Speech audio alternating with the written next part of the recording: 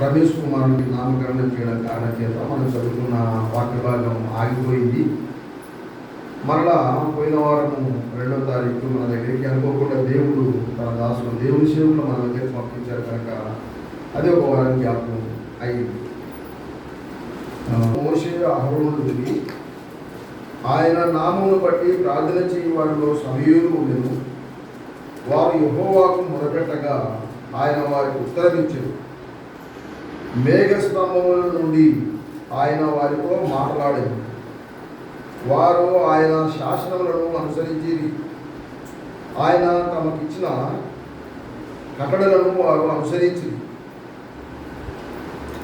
ఈ మాటలు మనం జ్ఞాపకం చేసుకుందాం. 8వ వచనం కూడా చదువుకుందాం. యెహోవా మా దేవా, నీవు వారికి ఉత్తరమిచ్చితివి. వారి పేరును బట్టి ప్రతీకారము చేయుచుని వారి విషయంలో నీవు పాపము పరిహరించుచు దేవుడవైతివి.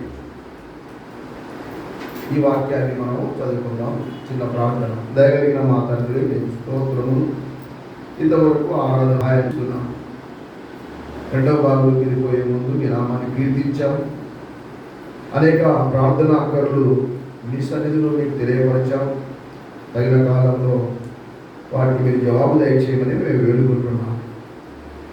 కీర్తన గ్రంథం 99వ కీర్తన 6, 7, 8 వచనాలు చదువుకున్నాం. అందులోని ఆత్మ సంబంధమైన సంగతులు మీరు మాతో మాట్లాడమని, మీరు మాట్లాడుతుండగా వినగల చెవిని, గ్రహింపగల హృదయం మాకు దయచేయమని యేసు ప్రభు నామం కనుక ప్రార్థన చేసి అడిగి వేడుకుంటున్నాం మా ప్రియ పరలోకపు తండ్రి. ఆమేన్.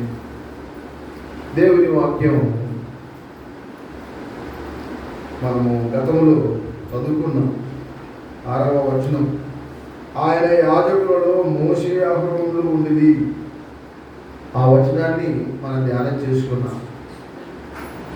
అనగా యాజకులుగా మోషే ఉన్నారు, ఆ తర్వాత అహరోను ఉన్నాడు అని. వారి యాజకత్వాన్ని పోయిన వారంలో మనం ధ్యానం చేసుకున్నాం. ఈరోజు 2వ లైన్ చదువుతున్నాను. 6వ వచనంలో, ఆయన నామమును బట్టి ప్రార్థన చేయవారిలో సమయూరు ఉండెను. ఆయన నామమును బట్టి ప్రార్థన చేయవారిలో సమయూరు ఉండెను. మోషే అహరోనులు యాజకత్వం చూశాం. యాజకత్వం ద్వారా మనం అంగీకరించబడ్డాం. ఆయన యాజకత్వం ద్వారా మనం రక్షించబడ్డాం. ఆయన యాజకత్వం ద్వారానే మనము అంగీకరించబడ్డాం అనే సంగతులు మనం గతంలో చూశాం. 2వ వాక్య భాగంలో ఆయన నామమును బట్టి ప్రార్థన చేయవారిలో సమూయేలు ఉండెను. సమూయేలు గురించి ప్రత్యేకంగా చెప్తున్నాడు. ఆయన ప్రార్థనా జీవితం కలిగిన వాడుగా మనం చూస్తున్నాం. ప్రార్థనలో ఈయన ప్రత్యేకంగా పరిశుద్ధాత్మను రాయించాడు. మోషే అహరోనులు యాజకులుగా కనబడుతూ ఉన్నారు. అహరోను ప్రార్థించేవాడుగా, ప్రార్థనాపరుడుగా మనం గమనిస్తున్నాం. ఎవరు? సమూయేలు ప్రార్థనాపరుడు. సమూయేలు అంటే ఆ దినాలలో ప్రజలకు భయం. ఎవరికి భయపడతారో ప్రజలు చెప్పండి. ప్రార్థనాపరులకు ప్రజలు భయపడతారు. దైవభక్తి. ఎంతటి ప్రార్థనాపరుడు అయితే ప్రజలు భయపడతారో చెప్పండి. దేవునికి భయపడినట్టుగానే సమూయేలుకు భయపడేవారు ఆ దినాలలో. చూడండి, ఒక మాట మనం గమనిద్దాం. మొదటి సమూయేలు గ్రంథం 12వ అధ్యాయము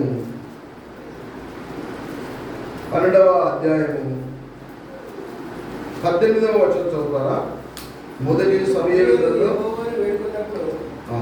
యెహోవా ఆ దినమున ఉరుములను వర్షమును పంపగా జనులందరూ యెహోవాకును సమూయేలుకును బహుగా భయపడి సమూయేలు యెహోవాను వేడుకొన్నప్పుడు, సమూయేలు దేవునికి ప్రార్థన చేసినప్పుడు యెహోవా ఆ దినమున ఉరుములను వర్షమును పంపగా జనులందరూ యెహోవాకును సమూయేలునకును బహుగా భయపడిరి. దేవునికి ఎంతగా భయపడినారో సమూయేలు ప్రార్థన చేసినప్పుడు ప్రజలు అంతగా భయపడ్డారు. ప్రార్థనా జీవితం ఎంత గొప్పదో ఈ వచనాన్ని బట్టి మనకు అర్థమవుతుంది. ప్రార్థన అనగా దేవునితో సహవాసం, దేవునితో మాట్లాడడం అంతే, ఇంకా వేరేది ఏమి లేదు. ఒక లెక్క చెప్పాలంటే వాళ్ళ వాక్య ధ్యానం కంటే, ఒక వాక్యం చెప్పాలంటే ఒక అర్ధగంట లేదా 45 నిమిషాలు, కానీ దేవునితో సహవాసం ఎంత గొప్పది కదా. అందుకే సమయాలు అంటే భయపడ్డాడు భయపడి. ప్రార్థనా జీవితం అందరికీ సాధ్యమవుతుంది. వ్యక్తిగతంగా నువ్వు ఎంతసేపు అయినా దేవునితో ప్రార్థన చేసుకోవచ్చు, కానీ క్రైస్తవులమైన మనం ప్రార్థనా జీవితంలోనే ఓడిపోతున్నాం. ఈ వచనాన్ని బట్టి మనం ధైర్యం తెచ్చుకుందాం. ప్రార్థనా జీవితం ఎంతో గొప్పది. సమయాలు ప్రార్థనలో ఉండగా జనులు భయపడినట్టుగా ఈ వాక్య భాగంలో మనం చదువుతూ ఉన్నాం. మొదటి సమయాల గ్రంథం 15వ అధ్యాయము 11వ వచనం చదువుతారా? మొదటి సమయాల గ్రంథం 15వ అధ్యాయము 11వ వచనం. సౌలు నన్ను అనుసరింపక వెనుక తీసి నా ఆజ్ఞలను గైకొనకపోయాను కనుక అతనిని రాజుగా నిర్ణయించినందుకు నేను పశ్చాత్తాపపడుచున్నాను. అందుకు సమూయేలు కోపావేశుడై రాత్రి అంతా యెహోవాకు మొరపెట్టుచుండెను. మనం గమనిద్దాం ఒక మాట. సౌలు నన్ను అనుసరింపగా వెనుకదీసి నా ఆజ్ఞను గైకొనకపోయాను కనుక అతనిని రాజుగా నిర్ణయించినందుకు నేను పశ్చాత్తాపడుతున్నాను. దేవుడు సౌలుకు ఆ ఆజ్ఞ తెలియపరిచాడు. దేవుడు సౌలును గురించిన సమాచారం సమూయేలుకు అందించాడు. సమూయేలు కోపావేశుడై రాత్రంతా యెహోవాకు మొరపెట్టుచుండెను. కోపావేశుడనికి రాయబడింది, కానీ మరి యొక్క తర్జుమాలో ఏముందంటే దుఃఖాక్రాంతుడై అని రాయబడింది. ఎంతగానో దుఃఖం. దేవుని చేత అభిషేకించబడిన వ్యక్తి, దేవుని కోసం ప్రత్యేకింపబడిన వ్యక్తి ఇప్పుడు ఏమైపోయాడంటే తృణీకరించబడ్డాడు. ప్రార్థనా జీవితం లేకపోతే దేవుని చేత ఏర్పాటు చేయబడిన నువ్వైనా సరే నేనైనా సరే తృణీకరించబడతాం. సామాన్య మానవుల్లో ఒకరమైపోతాం. అందుకే సమూయేలు సౌలును అభిషేకించాడు. అలాంటి సమూయేలు ఇప్పుడు దుఃఖపడుతున్నాడు. అయ్యో, సౌలు ఎంత బాధ్యత పోగొట్టుకున్నాడు. అందుకు సమూయేలు కోపావేశుడై రాత్రంతా యెహోవాకు మొరపెట్టుచుండెను. దుఃఖంతో రాత్రంతా ప్రార్థించిన సమూయేలు రాత్రంతా ప్రార్థన చేసేవాడని మనం ఇక్కడ జ్ఞాపకం చేసుకుంటూ ఉన్నాం. అదే అధ్యాయంలో మరొక మాట కూడా మనం చూద్దాం. చూడండి, లేదా 16వ అధ్యాయం 14వ వచనం చదువుతారా? 14. యెహోవా ఆత్మ సౌలును విడిచిపోయి యెహోవా యొద్ద నుండి దురాత్మ ఒకటి వచ్చి అతని వెరపింపగా సౌలు సేవకులు దేవుని యొద్ద నుండి వచ్చిన దురాత్మ 4వ వచనం చదవాలి. 14 కాదు, 4 చదవాలి. 16:4. సమూయేలు యెహోవా ఇచ్చిన సెలవు చొప్పున బెత్లెహేమునకు వెళ్ళెను. ఆ ఊరి పెద్దలు అతని రాకకు భయపడి సమాధానముగా వచ్చుచున్నావా అని అతని అడగగా బెత్లెహేముకు వెళ్ళమన్నాడు దేవుడు. కారణం మనం ముందే చెప్పుకున్నాము. నేను సౌలును తృణీకరించానన్నాడు. ఒకటే మాట. సౌలు నన్ను అనుసరింపగా వెనుకదీసి నా ఆజ్ఞ గైకొనకపోయాను కనుక అతనిని రాజుగా నిర్ణయించేందుకు నేను పశ్చాత్తాపపడుతున్నాను అన్నాడు. చిన్ని వచనంలోకి వెళ్ళిన తర్వాత బెత్లెహేముకు వెళ్ళమన్నాడు సమూయేలుని. ఎస్ఐ కుమార్ల ఇంటికి వెళ్ళు అన్నాడు. అక్కడ ఒకరిని నా కొరకు నువ్వు అభిషేకించాలన్నాడు. దేవుడి చేత పంపబడుతూ ఉన్న సమూయేలు బెత్లెహేముకు వెళ్ళినప్పుడు బెత్లెహేములోని ప్రజలు ఏమైపోయినారంటే చెప్పండి, ఆ ఊరి పెద్దలు సమూయేలు రాకకు భయపడి. ఎంత గొప్ప దైవజనుడు, ఎంత గొప్ప ప్రార్థనాపరుడు, ఎంత గొప్ప ప్రవక్త. కారణం ఏంటంటే ప్రార్థన. ఆయన రాకకు ఊరి పెద్దలు భయపడినట్టుగా దేవుని గ్రంథంలో మనం చూస్తూ ఉన్నాం.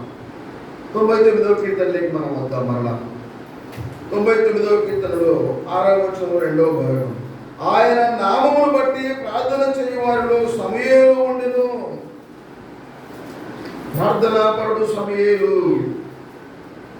సమూయేలు అంటే ప్రజలకు భయం, పెద్దలకు భయం, గ్రామస్తులకు భయం. 3వ లైన్ చదువుతున్నాను. వారు యెహోవాకు మొరపెట్టగా, ఏకవచనమా బహువచనమా? ఇక్కడ సమూయేలు 2వ భాగంలో ఒక్కడే మనం చూసాం. 3వ లైన్లోకి వచ్చిన తర్వాత వారు యెహోవాకు మొరపెట్టగా, ఎవరెవరు? మోషే అహరోను కూడా ప్రార్థనలో ఉన్నారు. మోషే అహరోను కూడా ప్రార్థనలో ఉన్నారు. వారు యెహోవాకు మొరపెట్టగా ఆయన వారికి ఉత్తరం ఇచ్చెను. మేఘస్తంభముల నుండి ఆయన వారితో మాట్లాడెను. సమూయేలు ప్రథమ స్థానంలో ఉన్నాడు. ప్రత్యేకంగా చెప్పాడు కాబట్టి మనం అనుకుంటూ ఉన్నాం. తర్వాత మరలా చెప్తున్నాడు, సమూయేలు మాత్రమే కాదు, మోషే అహరోనులుగా ప్రార్థించారు. వారు కూడా దేవునితో ప్రార్థనలో సహవాసంలో ఉన్నారు. మోషే అహరోను సమూయేలు ప్రార్థనాపరులు అని ఈ వచనం బట్టి మనకు అర్థమవుతుంది. వారు ప్రార్థన చేసినప్పుడు దేవుడు వారితో మాట్లాడినట్టుగా 4వ వచనంలో మనం 4వ లైన్లో మనం చూస్తున్నాం. మేఘస్తంభములో నుండి ఆయన వారితో మాట్లాడెను. ముగ్గురు ప్రార్థనాపరులే. దేవుడు మేఘస్తంభముల నుంచి మోషేతో మాట్లాడినాడు, అహరోనుతో మాట్లాడినాడు, సమూయేలుతో కూడా మాట్లాడినాడని 7వ వచనం ద్వారా మనము గమనిస్తున్నాం. వారు ఆయన శాసనలను అనుసరించిరి. ప్రార్థన మాత్రమే కాదు, ఆయన వాక్యాన్ని అనుసరించేవాళ్ళు. ఈనాడు మనం చాలా మంది వాక్యాలు వింటున్నాం కానీ అనుసరించడం లేదు. ఈనాడు మనం ప్రార్థన చేయాలనుకుంటున్నాం కానీ చేయలేకపోతున్నాం. వారు ప్రార్థన చేశారు, దేవుని వాక్యాన్ని అనుసరించారు. ఎంత గొప్ప విషయం! అందుకే దేవుడు వారితో మాట్లాడెను. ప్రార్థన జీవితం వాక్యాన్ని వెంబడించడం, వాక్యాన్ని అనుసరించడం, అది దైవికమైన లక్షణం. అలాంటి వారితో దేవుడు మాట్లాడతాడు. వారు ఆయన శాసనాలను అనుసరించిరి. ఆయన తమకిచ్చిన కట్టడలను వారు అనుసరించిరి. ఏ కట్టడలైతే వాళ్ళకి ఇచ్చాడో, మోషేకు ఏ కట్టడ ఇచ్చాడో, అహరోనుకు ఏ కట్టడ ఇచ్చాడో, సమూయేలుకు ఏ కట్టడ ఇచ్చాడో అవి వాళ్ళు అనుసరించిరి. దేవుడి వాక్యంతో నీతో మాట్లాడాలంటే నీ జీవితం ప్రార్థనా జీవితం అయి ఉండాలి. నీవు వాక్యాన్ని అనుసరిస్తూ వాక్యానుసారంగా జీవితం జీవిస్తూ ఉంటే ప్రభు తన వాక్యం ద్వారా నీతో మాట్లాడతాడు. 8వ వచనం చదువుతున్నాను. 99వ కీర్తన 8వ వచనం. యెహోవా మా దేవా, నీవు వారికి ఉత్తరం ఇచ్చితివి. అలా చెప్తున్నాం. యెహోవా మా దేవా, నీవు వారికి ఉత్తరం ఇచ్చితివి. వారి క్రియలను బట్టి ప్రతీకారము చేయించునే. ఇది చాలా, ఈ మాట ప్రత్యేకంగా, పై మాటల్లో చాలా సంతోషం ఉంది. ఇంతవరకు చెప్పుకునే మాటలు యాజకత్వ విషయంలో సంతోషం ఉంది, ప్రార్థనా జీవితంలో సంతోషం ఉంది, దేవుడు మేఘస్తంభం నుంచి మనతో మాట్లాడడం సంతోషంగా ఉంది.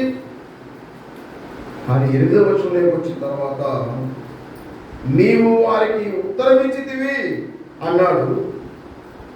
8వ వచనం 2వ లైన్లో వారి క్రియలను బట్టి ప్రతీకారము చేయించు. ప్రతీకారం, వారి క్రియలు. ఎవరి క్రియలు? ప్రార్థనాపరుల క్రియలు. ఎవరి క్రియలు? యాజకుల క్రియలు.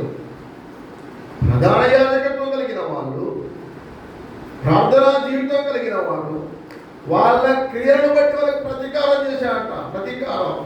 ప్రతీకారము లేకపోతే ప్రతి దండన, ఇవి చాలా భయంకరమైన మాటలు. దేవుని దండన వారి మీద ఉంది, దేవుని ప్రతీకారం వాళ్ళ మీద ఉంది, దేవుని ఉగ్రత వారి మీద ఉంది. ప్రతీకారం అంటే అర్థం ఏంటి చెప్పండి? నువ్వు చేసిన దానికి మళ్ళా తిరిగి నీకు చేయడం, నువ్వు అనుభవించాల్సిందే. అది ప్రతీకారం. వాడు చేసిన దానికి నేను ప్రతీకారం తీర్చుకుంటానని అర్థం ఏంటి చెప్పండి? ఆ వ్యక్తి మనం కొట్టింటే దానికి తగిన శిక్ష వేయడం ప్రతీకారం. దేవుడు వారి క్రియలకు ప్రతీకారము చేయించు. వారు చేసిన తప్పులు మనకి ఇక్కడ కనపడుతున్నాయి. ఇది చాలా ఆశ్చర్యం కదా. ఎంత గొప్ప భక్తులు మీరు చెప్పండి. ఇంత గొప్ప భక్తులు వాళ్ళ క్రియలు అంటాయబడింది. ఏమంటారు? వాళ్ళ క్రియలు, వారి క్రియలను బట్టి ప్రతీకారము చేయుచుని వారి విషయంలో నీవు పాపము పరిహరించు దేవుడవైతివి. అంటే వాళ్ళలో ఏముంది ఇప్పుడు చెప్పండి, ధైర్యంగా చెప్పండి. వాళ్ళలో కూడా పాపం ఉంది. ఆ భక్తులే ఇంత గొప్ప ప్రార్థనా పరులే, ఇంత గొప్ప ప్రార్థనా పరులు చేస్తే ఆ తప్పు చూసి చూడక క్షమించుకుందానిలే అనుకోలేదు. అమ్మా, దేవుడు చాలా కరెక్ట్గా ఉంటాడు. నా కోసం మోసే దూరం వచ్చి 40 ఏళ్ళు అరణ్యంలో నా కొరకు ఎంతో శ్రమ పడ్డాడు. కాబట్టి చిన్న తప్పు నేను క్షమించుకుంటానే అనుకునే దేవుడు కాదు. తప్పు చేస్తే శిక్ష అనుభవించాల్సిందే ఖచ్చితంగా. ఈనాడు క్రైస్తవుడు నీళ్లు తాగినట్టుగా, నీళ్లు తాగడం ఎంత ఈజో తప్పు చేయడం అంత ఈజీ అవుతుంది. బల్లలో పాలు పప్పులు పొందుతున్న మనం ప్రతి వారం పాపాన్ని మనము ఏం చేసామని మనం పరీక్ష చేసుకొని యోగ్యమని ఎంచితే అందులో పాలు పప్పులు పొందుతూ ఉన్నాం. కొంతమంది వాత వేయబడిన మనస్సాక్షి తప్పులు చేసుకునే ఉంటారు, మనలో పాలు పప్పులు పొందుతూనే ఉంటారు. ప్రార్థనా జీవితం ఉండదు, వాక్యాన్ని వెంబడించే అనుభవం ఉండదు, నోటికి కంట్రోల్ ఉండదు, అడ్డు ఉండదు, అదుపు ఉండదు. ఇంట్లో ఒక రకం, బయట ఒక రకం. ఇవి క్రైస్తవ జీవితాలు కావు. మార్పు కలిగిన జీవితం అని ఇష్టపడుతున్నాడు. ఇంతటి ప్రార్థనా పరులు ఆ క్రియలను బట్టి నేను వారికి ప్రతీకారం చేస్తాను, వారి విషయంలో నేను పాపమును పరిహరించు దేవుడును కదా.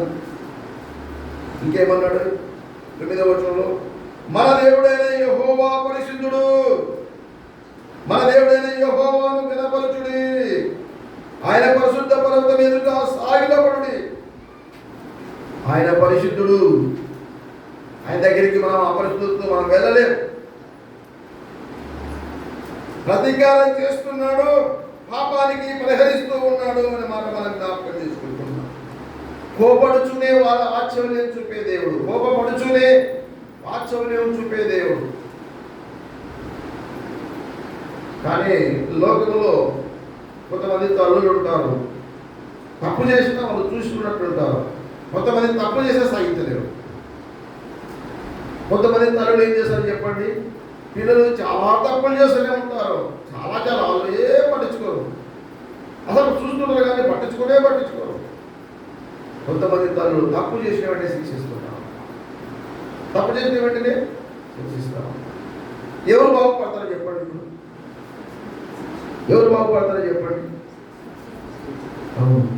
శిక్షించిన బిడ్డలు భవిష్యత్తులో ప్రయోజకులు అవుతారు. కాబట్టి దేవుడు ఇక్కడ ఏమంటున్నాడు? వారి క్రియలను బట్టి వారికి ప్రతీకారం చేస్తాను, వారి విషయంలో నేను పాపమును పరిహరించే దేవుడు అన్నాడు. ఈ విషయాన్ని బట్టి మనకు అర్థమవుతున్నది ఏంటంటే, భక్తులు జాగ్రత్తగా లేకపోతే తప్పిపోయే అవకాశం ఉంది. అవునా కదా? భక్తి జీవితం ఉంది మనది, కానీ మనం జాగ్రత్తగా లేకపోతే పడిపోతాం, తప్పిపోతాం.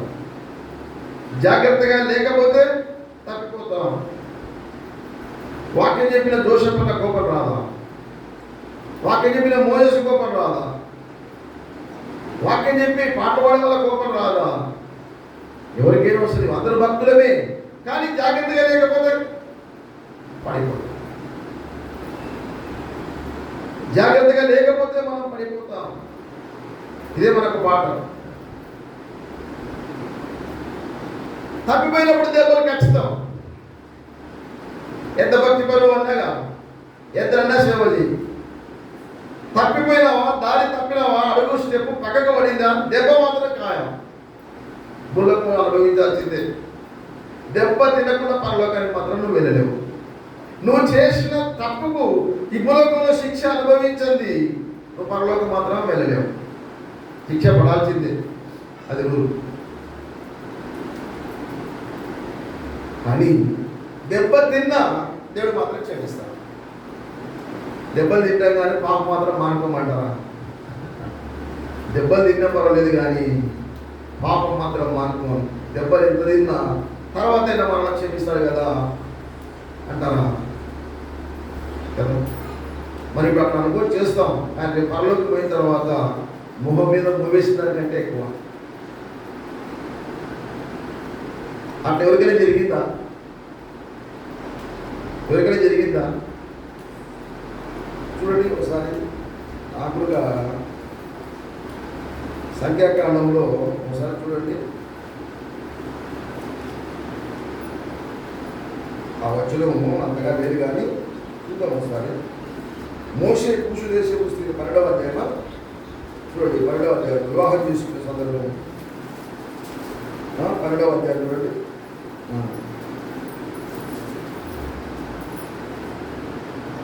14వ వచనం చదువుతారా? అప్పుడు యెహోవా మోషేతో ఆమె తండ్రి ఆమె ముఖం మీద ఉమ్మి వేసిన ఎడల ఆమె 7 దినములు సిగ్గుపడును కదా. ఆమె 7 దినములు సిగ్గుపడును కదా. ఆమె పాలము వెలుపల 7 దినములు ప్రత్యేకంగా ఉండవలెను. ఆమె పాలెము వెలుపల 7 దినములు ప్రత్యేకంగా ఉండవలెను. తర్వాత ఆమెను చేర్చుకునవలెను. కాబట్టి మిరియాము 7 దినములు పాలము వెలుపలనే గడిపెను. మిరియాము మరలా చేర్చబడే వరకు జనులు ముందుకు సాగరైరి.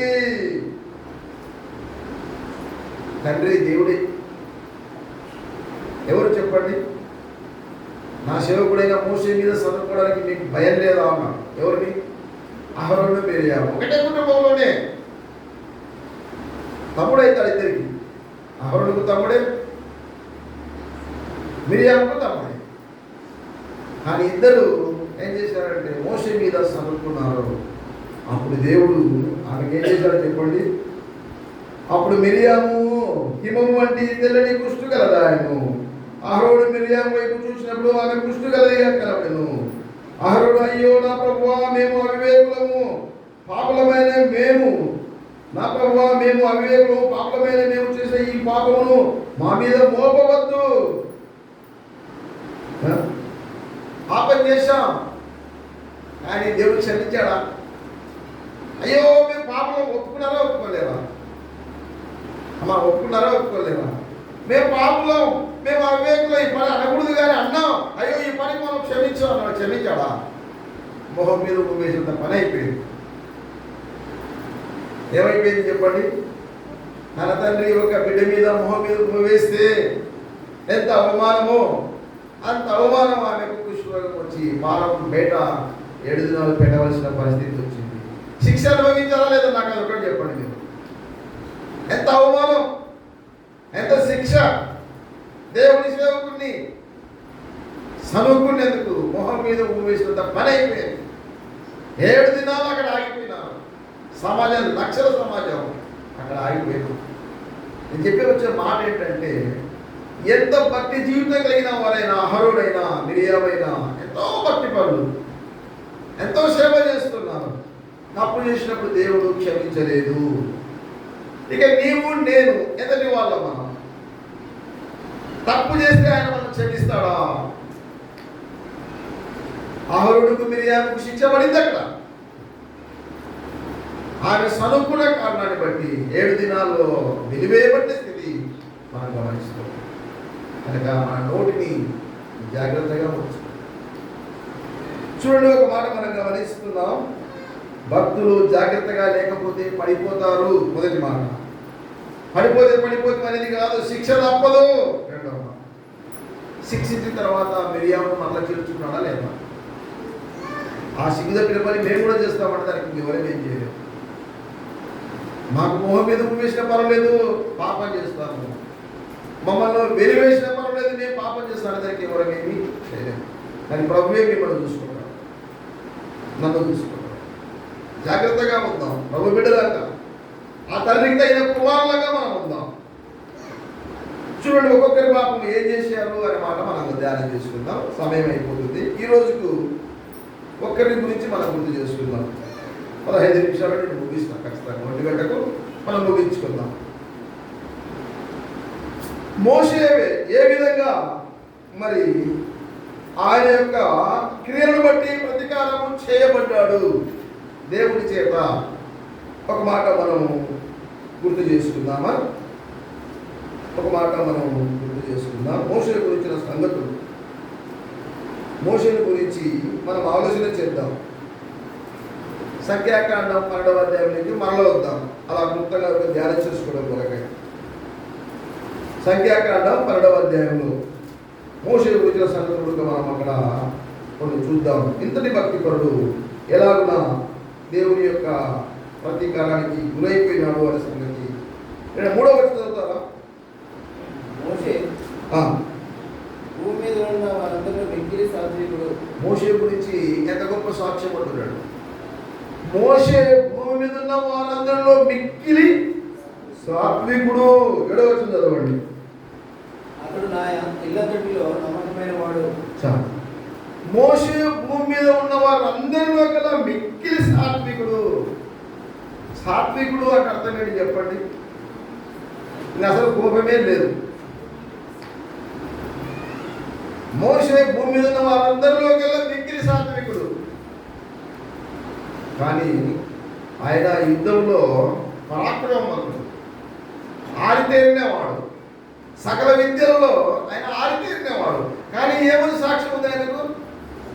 మోషే భూమి మీద ఉన్న వారందరిలో మిక్కిలి సాత్వికుడు అన్నాడు. 2వ మాట ఏమని సాక్ష్యం ఇచ్చాడు దేవుడు? అతడు నా ఇల్లంతట్లో నమ్మకమైన వాడు. మోషే ఒకటి సాత్వికుడు. అటువంటి సాత్వికుడు భూమి మీద ఎవ్వరు లేరు.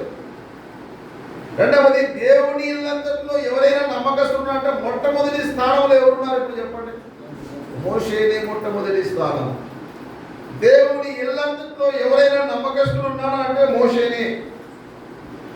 భూమి మీద ఉన్న వాళ్ళు అందరికంటే ఎవరైనా సాత్వికుడు ఎవరైనా ఉన్నారా అంటే మోషేనే. యేసు ప్రభు ఆయన నుంచి ఎవరు లేరులేండి. కాకపోతే మనుషులో చెప్తున్నాం. మన మీరు సాత్వికుడు యేసు ప్రభు కంటే మించిన సాత్వికుడు అది కాదు నా ఉద్దేశం. మన మనుషుల్లో మోషే భూమి మీద ఉన్న వాళ్ళ మనుషుల్లోకి వెళ్ళా సాత్వికుడు. మనుషుల్లో నా ఇల్లంతలోకి నమ్మకమైన వారు ఎవరన్నా ఉన్నారంటే మోషే ఉన్నాడు. ఇలాంటి ఈయన ఏం చేశాడో చూడండి. ఒక మాట మనం గమనిద్దాం. ఇప్పుడు సంఖ్యాకాండంలోనే మరొక మాట 20వ వచనం, 20వ అధ్యాయం కాదు, సంఖ్యాకాండం 20వ అధ్యాయం.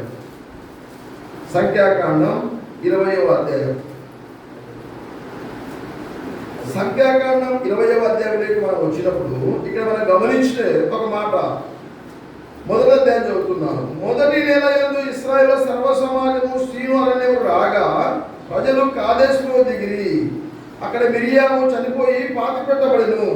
సరే, ఇదంతా జరిగిన తర్వాత 5వ వచనం ఏమంటున్నారు? 5వ వచనంలో 4వ వచనంలో, అయితే మేమును మా పశువులను ఇక్కడ చనిపోనట్లు ఈ అరణ్యంలోకి యెహోవా సమాజమును మీరు ఎలా తెచ్చింది? ఈ కాని చోటికి మమ్మల్ని తెచ్చుటకు ఐగుప్తు నుంచి మమ్మల్ని ఎలా రప్పించింది? ఈ స్థలంలో గింజలు లేవు, అంజురాలు లేవు, ద్రాక్షలు లేవు, దానిమ్మలు లేవు, త్రాగుటకు నీళ్ళే లేవు అనేది. అప్పుడు మోషే అహరోనులు సమాజం ఎదుట నుండి ప్రత్యక్ష గుడారం యొక్క ద్వారంలోకి వెళ్ళి సాగినప్పుడగా యెహోవా మహిమ వారికి కనబడెను.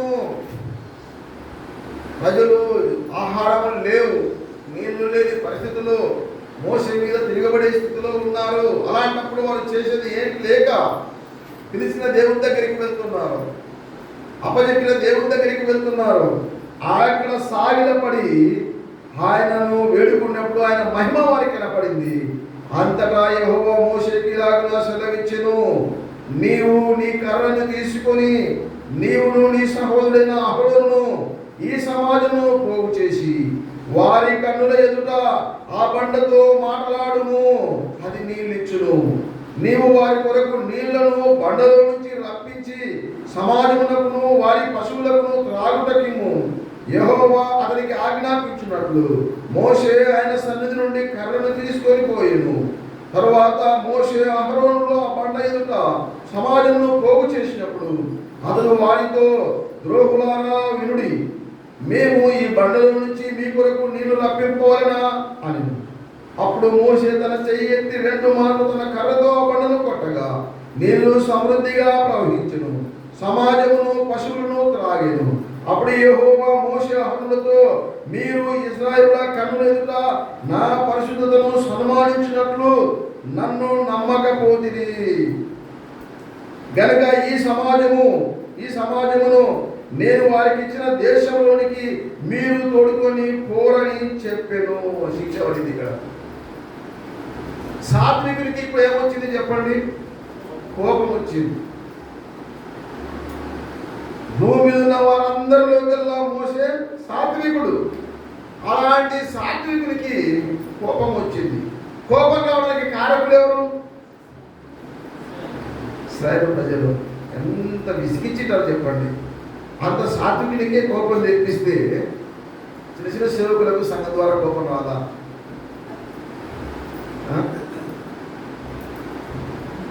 అంత సాత్వికునికి ఆ ప్రజలు ఏం చేశారంటే కోపం తెప్పించారు, తట్టుకోలేకపోయాడంట. దేవుడు ఏమన్నాడంటే, నువ్వు ఆ బండ దగ్గరికి వెళ్ళి మాట్లాడు అన్నాడు. కానీ ఆయన కోపంతో మండిపోతున్నాడు. మనం అనుకుందాం, ఎంత కోపం ఉంటే ఆయన మాట్లాడలేకపోయాడు. ఇప్పుడు బండను కర్రతో 2 మార్లు కొట్టాడు. దయగలిగిన దేవుడు నేను చెప్పింది నువ్వు చేయలేదు అనలేడు. నీవు మోషే ఎవరి మీద కోపం ఎవరి మీద చూపిస్తున్నాడు? ఇప్పుడు చెప్పండి. మోషే ఎవరి మీద కోపం ఉన్నాడు, ఎవరి మీద చూపిస్తున్నాడు? మోషే కోపం ప్రజల మీద, కానీ ఆ కోపం బండ మీద చూపించాడు. దేవుడు మోషే మీద కోపం ప్రజల మీద చూపలే. దేవుడు మోషే మీద ఉన్న కోపం ప్రజల మీద చూపలే. చూపింటే వాళ్ళకి నీళ్ళు లేవు, సస్తారు జనం. సరే, నీ కోపానికి నీకే శిక్షిస్తా, ఏమైనా నీళ్ళు మాత్రం ఇస్తా. వాళ్ళు సమృద్ధిగా నీళ్ళు తాగారు ప్రజలు. నష్టపోయింది ఇప్పుడు ఎవరు? మోషే. ఎంత గొప్ప సాత్వికుడికి కోపం వచ్చింది. ఏమన్నాడు చెప్పండి? ద్రోహులారా అన్నాడు. మనమైతే మామూలుగా మాట్లాడతాం, అంత మంచి భాష. కోపం వస్తే దేవునికి అదే తప్పైపోయింది. ద్రోహులారా అనడమే తప్పైపోయింది. ఈనాడు మనమేం మాట్లాడతాం చెప్పండి? ఒక చిన్న మాట నాకు గుర్తొస్తుంది. మేము హై స్కూల్లో చదివేటప్పుడు 7th క్లాస్ ఉన్నాం. మా పక్కన కోవిడ్లో అబ్బాయి మా ఫ్రెండ్ ఉండేవాడు అన్నమాట. సార్ రాలేదు, పీరియడ్ అయిపోయింది. నెక్స్ట్ పీరియడ్ రావాల్సిన సార్ రాలేదు. ఇక పిల్లచాసు కదా, ఊరుకుండా గిలుకోవడం తీసుకోవడం చేస్తూ ఉన్నాం మేము. మా పక్కన ఉన్న ఆ పిల్లోని కోవిడ్లో అబ్బాయి, అటు పక్క మా ఫ్రెండ్ ప్రేమరాజు ఉన్నాడు, ఇటు పక్క మేము. వాళ్ళు మాత్రం వాళ్ళకి ఎక్కువ రావు కదా మాటలు, అలాంటి మాటలు రావు కదా. చూసుకుంటే సీరియస్ అయిపోయి అతికే కూడా అంతే ఏమన్నాడు. ఏమన్నాడు? అతికే కూడా అంతే ఏమన్నా అంటే ఆ అతికే కూడా అనేది కూడా పెద్ద పాపం అన్నమాట. మేము ఏమన్నాడు? సీరియస్ అట్లే ఏమో అన్నాడు. అంటే వాళ్ళ కుటుంబంలో పెంపకం పెట్టుకుని చూసినారా? అతికే కూడా అనుకుంటూ మనం అనకూడదు అనేది వాళ్ళు నేర్పించారు అన్నమాట. అంటే మేము చేసుకునే పనులు ఏంటివి? అతికేము. ఆ అతికేమూడా అనే మాట కూడా తప్పు ఆ అబ్బాయి దృష్టిలో. మనం అనుకుంటాం కొన్నిసార్లు దేవుళ్ళ మీద మనమే మంచి భాష మాట్లాడతాం అనుకుంటాం, కానీ నాకు గుర్తు వచ్చింది అన్నమాట. చాలాసార్లు గుర్తు చేసుకుంటాం. అందులో అతికేమూడా అనే మాట, ఆ మాట అది ఒక పాపంగా, ఒక బూతుగా అన్నమాట. ఇంత ఫ్రెండ్షిప్ దెబ్బతింటుంది అనే ఫీలింగ్తో మాట్లాడుతాం అన్నమాట. నేను ఇంతే అంటాను, కోపం వస్తే అంటాను. వాళ్ళు ఇంత మంచి భాష అయితే వాళ్ళు మాట్లాడుతున్నారు. మేము అప్పుడు నవ్వుకున్న అర్థం కాలేదు, కానీ ఇప్పుడు నాకు అర్థం అవుతుంది.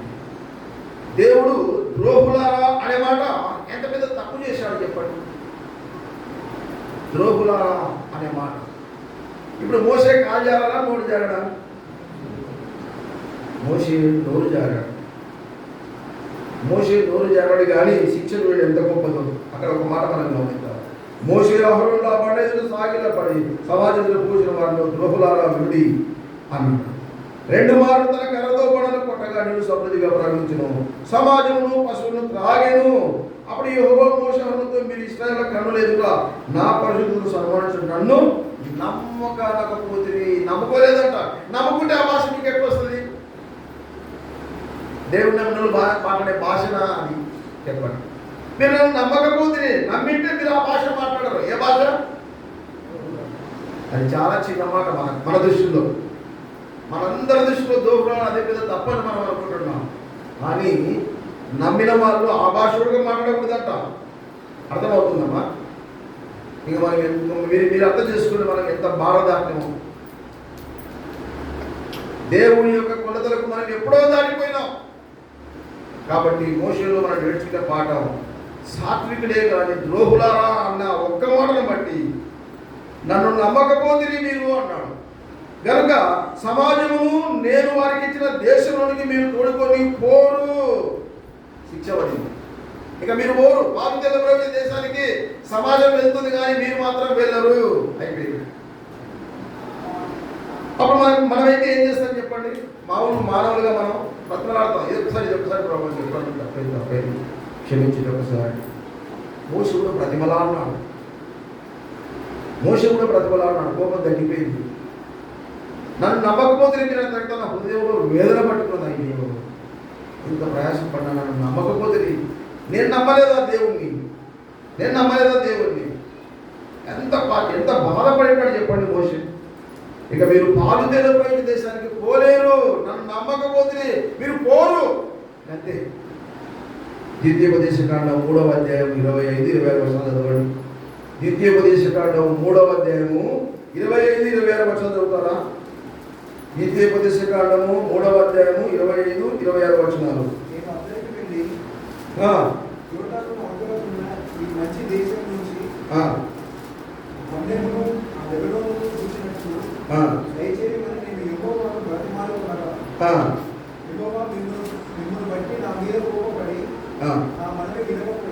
చూసారా?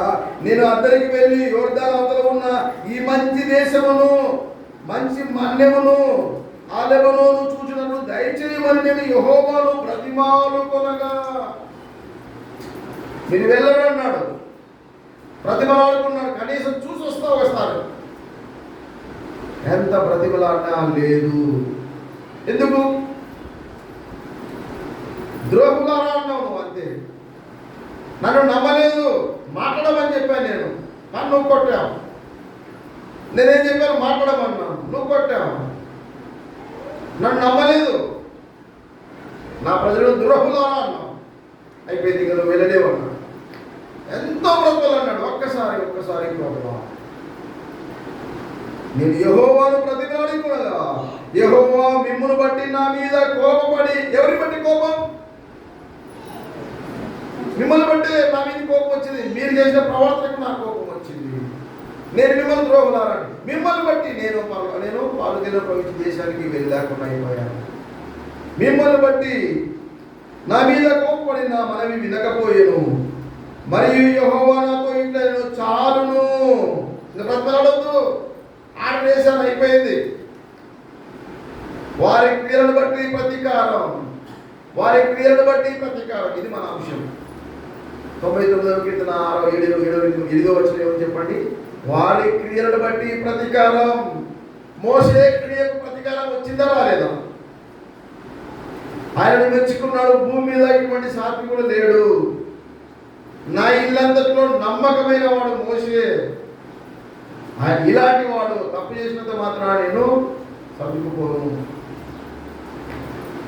అతని గొప్ప భక్తుడు, అతని గొప్ప యాజకుడు, అతని గొప్ప ప్రార్థనాపరుడు, అతని గొప్ప నాయకుడు.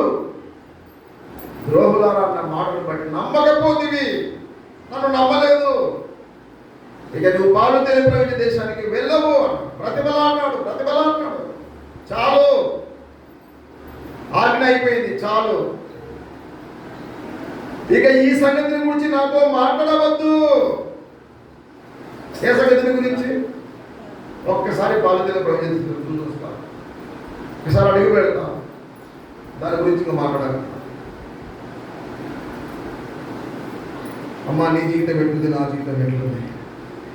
మన మాటలు ఎలా ఉన్నాయి, మన క్రియలు ఎలా ఉన్నాయి. పైకి పరిశుద్ధంగా ఉండేది నటన కాదు. ఆయన హృదయాన్ని చూస్తున్నాడు, మన హృదయాన్ని చూస్తున్నాడు. అంత పుట్టు గాలికి లేసిపోతుంది. రేపు ప్రభు వచ్చినప్పుడు ఆయన చేతిలో ఉన్నది. ఇప్పుడు కొంతమందికి చేట అంటే అర్థం కాదేమో. ఇంటికి వచ్చిన తర్వాత పుట్టిన పిల్లలకు చేట అంటే అర్థం కాదు. ఆటూరులో ఉంటే బియ్యం జరుపుకోవాలన్నా, ఒడ్డు జరగాలన్నా, ధాన్యం చెరగాలన్నా చేట అవసరం. ఆ చేట నా చేతిలో ఉంది, బాగా జరుగుతాను. తాలు, పొట్టు, డస్ట్ అంత గాలికి వెళ్ళిపోతుంది, కాచనిగా అగ్నిలోకి వెళ్ళిపోతుంది. గింజ మాత్రమే నిలబడుతుంది. మోషేనే ఆయన చెరిగాడు, మోషేనే తురుపు పడ్డాడు. ద్రోహులారాన్నందుకు పాల్గొనే పవిత్ర దేశానికి వెళ్ళలేవు. మీ క్రియలను బట్టి ప్రతీకారము చూపుతూనే అన్నాడు. ఇంకేమన్నాడు చెప్పండి, ఇంకేమన్నాడు? ఆయన మనలో దయ చూపించే దేవుడు అనే మాట మనం జ్ఞాపకం చేసుకోవాలి. ఏమంటారు చెప్పండి? ఆయన దయ చూపే దేవుడు. కోపడుతున్నాడు కానీ ఆయన దయ చూపే దేవుడు అనే మాట మనము జ్ఞాపకం చేసుకోవాలి. మరొక మాట మనం చదువుతున్నాం.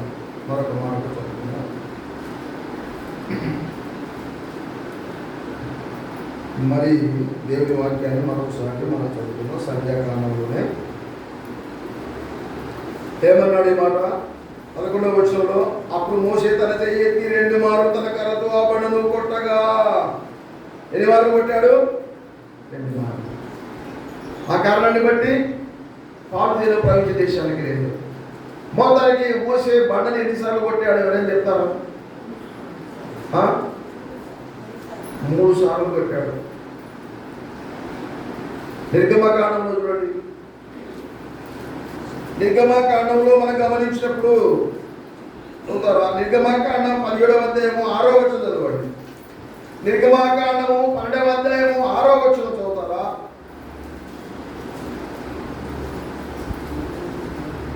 12వ అధ్యాయము 6వ వచనం.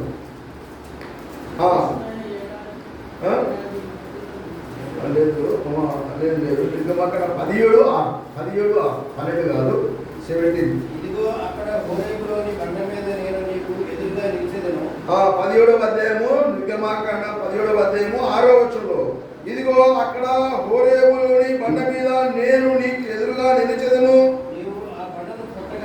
నీవు ఆ బండను కొట్టగా ప్రజలు తాగుటకు దానిలో నుండి నీళ్లు బయలుదేరునని మోషేతో సెలవీయగా, మోషే ఇశ్రాయేలు పెద్దల ఎదుట కనుల ఎదుట అట్లు చేసెను. హోరేబులో మోషే బండను కొట్టమన్నాడు, దేవుడు కొట్టాడు. అది ఒకసారి అయిపోయింది. రెండవసారి ఇక్కడ మనం గమనించినప్పుడు, సంఖ్యాకాండంలో మనం గమనించినప్పుడు ఇక్కడ ఏమన్నాడు చెప్పండి? ఇక్కడ ఆయన దేవుడు ఆ బండతో మాట్లాడమని చెప్పాడు. ఏమన్నాడు చెప్పండి? 8వ వచనంలో, ఇశ్రాయేలు సమాజాన్ని పోగు చేసి వారికి అనురేదుట ఆ బండతో మాట్లాడము, అది నీకు నీళ్ళు ఇచ్చును అన్నాడు. కానీ మోషే అహరోనును ఆ బండ ఎదుట సమాజంలో పోగు చేసినప్పుడు అతడు వారితో, ద్రోహులారా వినుడి, మేము ఈ బండలోంచి మీ కొరకు నేను రప్పింపవలనా నేను. అప్పుడు మోషే తన చెయ్యి ఎత్తి 2 మార్లు తన కర్రతో ఆ బండను కొట్టగా నీళ్లు సమృద్ధిగా ప్రవహించెను, సమాజము పశువులు త్రాగెను. ఎన్నిసార్లు కొట్టాడు మోషే? 2 సార్లు కొడితే మనకేందన్న? మోషే 3 సార్లు కొట్టాడు బండని. ఆ బండ ఎవరు? కొరింథీయులకు రాసిన మొదటి పత్రిక 10వ అధ్యాయం 4వ వచనంలో రాయబడింది. ఆ బండ క్రీస్తే. క్రీస్తు నీ కొరకు నా కొరకు ఎన్ని మార్లు కొట్టబడాలి. ఎంతసేపు ఆరాధనలో మనం గమనించాం. ఒక్కసారి ఆయన అర్పించబడడం చేత ఇక మాటికి లేదు. ఒక్కసారి అర్పణంగా ఆయన అర్పించుకున్నాడు. సదాకాలము మనల్ని సంపూర్ణంగా చేయడం కొరకు ఒక్కసారి తాను అర్పించుకున్నాడు. అయితే మిగతా యాజకులు పదే కానీ ఈయనైతే ఒకేసారి ఒక అర్పణం చేత సదాకాలం నిలుచు సంపూర్ణమైన బలిని తాను అర్పించుకున్నాడు. అలాగైతే మరి ఇది ఎలాగునా? ఒకందుకు ఇది కరెక్టే. 3 సార్లు కొట్టబడింది కూడా. చూడండి, కొన్ని మాటలు మనము క్లుప్తంగా ధ్యానం చేస్తాం. మనము టైం అయిపోయింది, నోటించుకుందాం. ఒక మాట మనం చదువుకుందాం. అయితే కోపించుతూనే ఆయన వాక్యంలో చూపించాడు, మీ క్రియను బట్టి మీకు నేను ప్రతీకారం చేస్తాను అన్నాడు. ఆ తర్వాత మళ్ళీ 8వ వచనం చదవండి. ఆ మాట 99వ వారి క్రియను బట్టి వారికి ప్రతీకారం చేయుచునే, వారి క్రియను బట్టి వారికి ప్రతీకారం చేయుచునే, వారి విషయంలో నీ పాపం పరిహరించి దేవుడు వైద్యువి, వారి విషయంలో పాపమును పరిహరించు దేవుడు వైద్యువి. శిక్షిస్తున్న దశలో మనం పరిహరించి మళ్ళా వారికి దేవుడు వైతున్నాము అన్నాడు. అలాగైతే మోషే సంగతి ఏంటి? మత్తయి సువార్తలో మనం చూద్దాం. చూడండి, నువ్వు పాలు తేలిపోయిన దేశానికి వెళ్ళమన్నాడు కానీ శిక్ష భూలోకంలో అనుభవించాడు కానీ. మరలా చూడండి, ఆ మాట మనం చూద్దాం. మత్తయి సువార్త 17వ అధ్యాయం 1 నుంచి 4 వచనాలు. మత్తయి సువార్త 17వ అధ్యాయం 1 నుంచి 4 వచనాలు. ఆ దినమైన తరువాత యేసు పేతురును, యాకోబును, అతని సహోదరుడైన యోహానును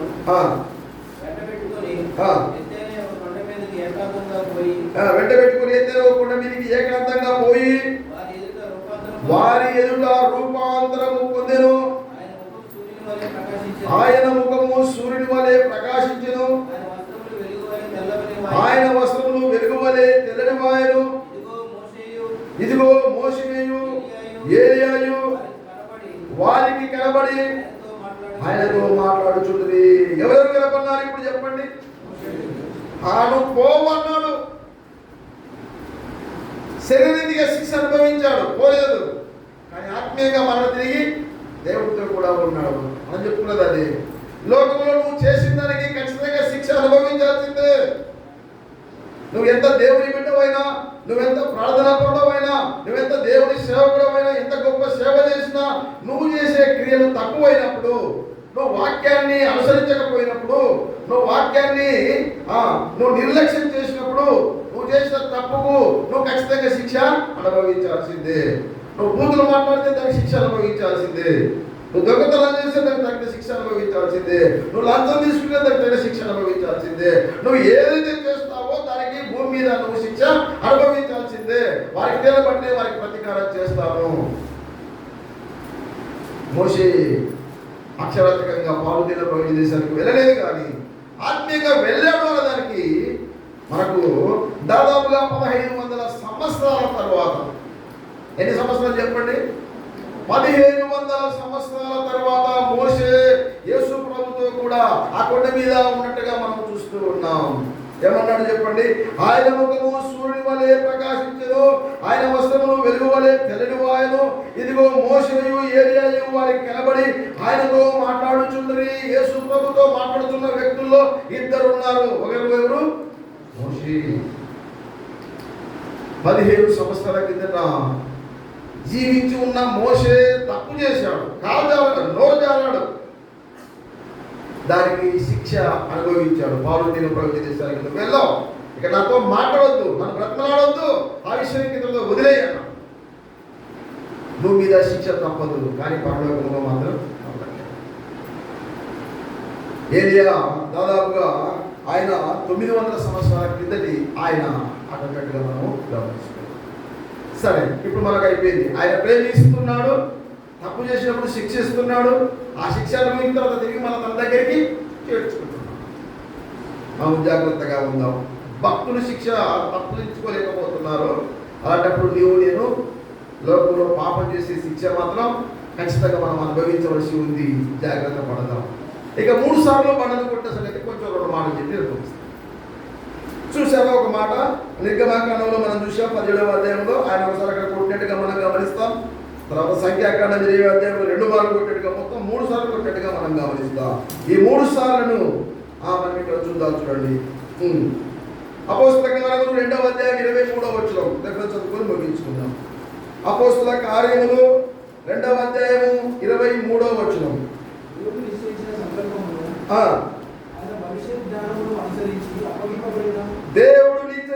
సంకల్పమును, ఆయన భవిష్యత్తు జ్ఞానమును అనుసరించి అప్పగింపబడిన ఈయనను మీరు దుష్ట చేతికి చేత శిలువ వేయించి చంపితిరి. యేసుక్రీస్తు ప్రభు కొట్టబడడానికి కారణం, ఆ బండ కొట్టబడడానికి కారణం ఎవరు చెప్పండి? అవసరాన్ని బట్టి దేవుడు నిశ్చయించాడు.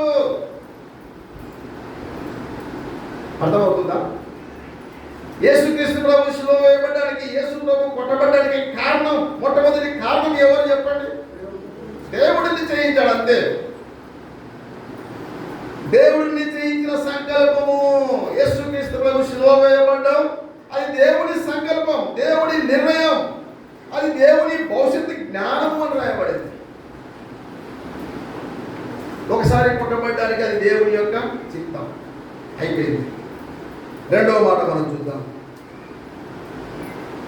క్రీస్తును కొట్టబడ్డానికి కారణం ఎవరు? దేవుడే.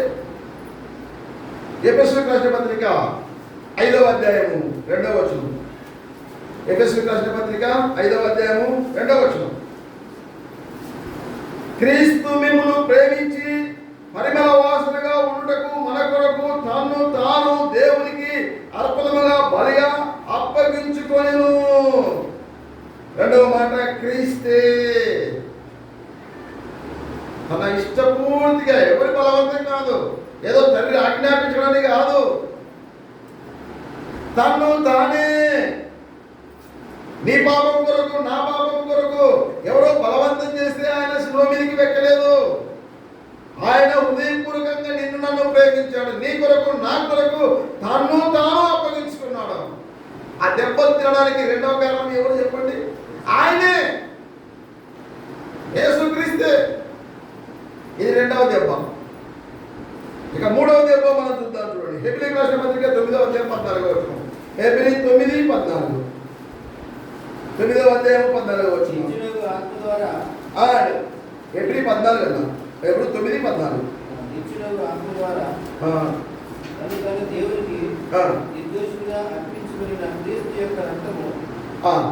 నిత్యుడకు ఆత్మ ద్వారా తను తాను దేవునికి నిర్దోషిగా అర్పించుకున్న క్రీస్తు యొక్క రక్తము. ఎవరి ద్వారా? నిత్యుడకు ఆత్మ ద్వారా. ఒక దెబ్బ. ఒక రకంగా మోషే కొట్టిన 3 దెబ్బల్లో తండ్రి చిత్తం, యేసు ప్రభు అర్పణ, పరిశుద్ధాత్మ ద్వారా, ఈ ముగ్గురి త్రియేక దేవుని ద్వారా అన్నట్టుగా మోషే ఆ బండను కొట్టడం. ఆ బండ క్రీస్తు. నిన్ను నన్ను రక్షించుకోవడం దేవుని యొక్క భవిష్యత్తు జ్ఞానం ఉంది. తన కుమారుణ్ణి అప్పగించాడు కొట్టడానికి, శిలువ వేయడానికి, మన పాపం కొరకు బలిపశుగా ఇవ్వడానికి. మొట్టమొదటి దెబ్బ తండ్రి అయిన దేవుడు. రెండవది, నిన్ను నన్ను ప్రేమించి తన్ను తాను మన కొరకు అప్పగించుకున్న క్రీస్తు. ఆయనే ఇష్టపడ్డాడు. అది రెండవది. మూడవదిగా, నిత్యుడకు ఆత్మ ద్వారా క్రీస్తు అప్పగించుకున్నాడు. తండ్రి కుమార పరిశుద్ధాత్మ త్రియేక దేవుడుగా నిన్ను రక్షించడం కొరకు ఆ క్రీస్తు అనే బండ 3 సార్లు కొట్టబడినట్టుగా ఆనాడే మోషేలో మనము చూస్తున్నాం. కాబట్టి మోషేను దేవుడు ఏం చేశాడో చెప్పండి? ఆయన క్రియలను ఆయన ఏం చేస్తున్నాడు? ఆయన క్రియలకు ప్రతీకారము చూపుతూ ఉన్నాడు. అదే సమయంలో క్షమించి మనలా జీవించుకున్నాడు. అలాగైతే దేవుడిని ఎలా ఉన్నాం, మన క్రియలు దేవుడి ఎలా ఉన్నాయి? మనం చేసిన క్రియలు తప్పైతే పూర్వకుల శిక్ష ఖచ్చితంగా అనుభవించాలి. కనుక మనం జాగ్రత్తగా ఉండి ప్రభువు మహిమకరంగా ఉన్నాం. దేవుడి తరపును దీవించి ఆశ్రయించిన కనుక ఉచితమైతే వచ్చేవారం అహోరం యొక్క జీవితంలో ఏ జీవితం మనం చూద్దాం. దయగలిగిన మా తండ్రి, కృపా కనికరం కలిగిన మా దేవ, పరిశుద్ధుడా మీకు వందనాలు స్తోత్రాలు చెల్లిస్తున్నాం. ఇంతవరకు నాయన ప్రభువా, మీరు చేసిన ప్రతి మేలు ఉపకారం కొరకై కృతజ్ఞతాస్తుతులు చెల్లిస్తున్నాం. దేవా నాయన, మరి ప్రభువా, మీ నామంలో ప్రార్థన చేసేవారు ఉన్నారు. అందులో ప్రముఖుడుగా సమూయేలును చూశాం. అంత మాత్రమే కాకుండా ప్రార్థన చేసే వారిలో మోషే అహరోనులు కూడా ఉన్నారు. అలాంటి భక్తులు ఆయన వారి జీవితాల్లో పొరపాట్లు ఉన్నాయి. ఆ చేసిన పొరపాట్లను ప్రభువా మీరు ఎంతగానో ఆ క్రియలను నాయన మీరు ప్రతీకారం చూపించారు. తదుపరి మరలా వారికి నాయన మీరు హక్కులు చేర్చుకున్నారు. ఇందులో మీరు నేర్చుకునే పాఠం, మేము ఇద్దరి భక్తులమైన మా నోటిని జాగ్రత్తగా ఉంచుకోకపోతే, మా కాళ్ళను జాగ్రత్తగా ఉంచుకోకపోతే, మా చూపులను జాగ్రత్తగా ఉండకపోతే, నీకు ఆయాసమైనది, నీకు ఇష్టం లేనిది మేము ఏది చేసినా దానికి ప్రతిఫలం ఖచ్చితంగా భూమి మీద అనుభవించవలసిన వారమై ఉన్నాం. కనుక మోషేను మేము మాదిరిగా తీసుకుంటే మా జీవితాలు మేము చక్కగా కాపాడుకోవడానికి కృప చూపించండి. మోషే మీద చదువుకున్నారు అహరోను మిరియాలకు అక్కడైనా శిక్ష పడింది. దాదాపుగా 7 సంవత్సరాలు 7 రోజులు వారు దూరంగా ఉన్నట్టుగా జ్ఞాపకం చేసుకుని బాగా వెళ్ళబడ్డారు. కనుక ఇలాంటి వాటి విషయాలను మాదిరిగా తీసుకొని మా జీవితాలను మేము నాయన నీకు మహిమకరంగా జరుపుకోవడానికి సహాయం దయచేయండి. చెప్పబడిన మాటలను మీరు ముద్రవేయండి. ఇళ్ళ వాళ్ళ హృదయాల్లో పిప్పు దయచేయండి. దేవతలలో వచ్చే ప్రతి బిడ్డను మీరు ఆశీర్వదించండి. ఆరాధన ముగించుకుని వారి గృహాలకు వెళ్తున్నాగా వారితో కూడా మీ సన్నిధిలో వచ్చాము. ప్రతి అక్కర వారి అక్కలు మీ కృప మహదశలో తీర్చడం. వచ్చే ప్రవదినం సంతోషకరణతో నీ సన్నిధిలో కలుసుకునే భాగ్యం దయచేయండి. యేసు ప్రభు నామం పెరగాలి. ప్రార్థన చేసి అడిగి వెళ్ళుకుంటున్నాం మా ప్రియ పరలోక తండ్రి. ఆమేన్. అందరికీ వందనాలు.